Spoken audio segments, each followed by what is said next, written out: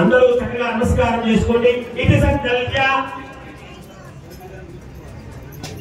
రాష్ట్ర ప్రభుత్వం తరఫున వారు చేస్తే అందరం కూడా సుభిక్షంగా ఉంటాం కదా, అందరం కూడా సస్యశ్యామలంగా ఉండడం జరుగుతుందట.